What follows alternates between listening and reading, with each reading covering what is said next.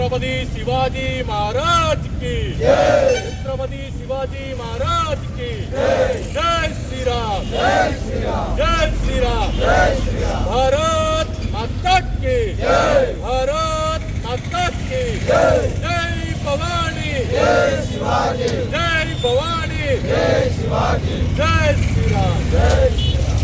భారతదేశం జరుపుకోవాల్సినటువంటి పండుగ ఈరోజు ఏదైతే గత 7050 సంవత్సరాలు బ్రిటిషులు మనను పరిపాలించి మనల్ని బానిసలుగా చేసిన 1947 తర్వాత స్వతంత్రం మనకు వచ్చిందని ఇది మాత్రమే మనము పాఠ్య పుస్తకాలలో చదువుతాం. కానీ 7050 సంవత్సరాల కన్నా ముందు 750 సంవత్సరాలు ఈ మొఘలేయులు, రజాకర్లు, ఔరంగజేబులు మన యొక్క దేశాన్ని పరిపాలించడం జరిగింది. ఆ సందర్భంలోనే నా యొక్క హిందూ దేవాలయాలు కానీ, నా హిందూ మహిళల యొక్క మాన ప్రాణాలు కానీ, మహిళలను చూడకుండా, వృద్ధులను చూడకుండా, పసిపిల్లలను చూడకుండా అత్యాచారాలు, హత్యలు చేయడం జరిగింది. ఆనాడు ఒక దేవాలయం ఉంటుంది. ఆ దేవాలయానికి మనకు చాలా దగ్గర సంబంధాలు ఉంటాయి.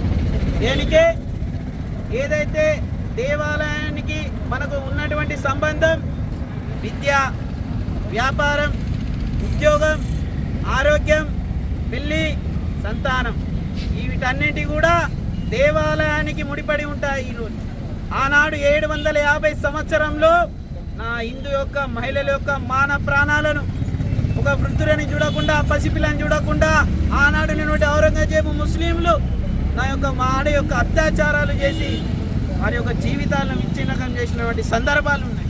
ఏదైతే మనం తల్లిగా భావించే గోవుని కూడా అతి కిరాతకంగా చంపి ఆనందం పొందినటువంటి ఆ సమాజంలో ఈ యొక్క నా సనాతన ధర్మాన్ని, హైందవ ధర్మాన్ని కాపాడుకోవాలి అని చెప్పేసి ఆలోచన చేసే ఆ రోజుల్లో షహాజీ జిజియాబాయికి పుట్టినటువంటి బిడ్డనే ఈ యొక్క శివాజీ మహారాజు.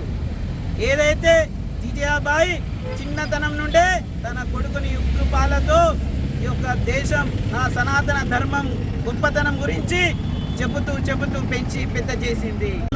పరిపాలించే తన తండ్రి పరిపాలించే ఒక రాజ్యాన్ని మాత్రమే, ఆ రాజ్యాన్ని తను తీసుకొని ఆ రాజ్యాన్ని మాత్రం పరిపాలించలేదు. ఆయన ఒకవేళ ఆయన తలుచుకుంటే ఎవరికి లేని నొప్పి నాకెందుకులే అని చెప్పేసి తన తండ్రి అప్పైపునటువంటి రాజ్యాన్ని పరిపాలించుకుంటూ కూర్చుంటే ఈరోజు మన ధర్మం ఉండేది కాదు.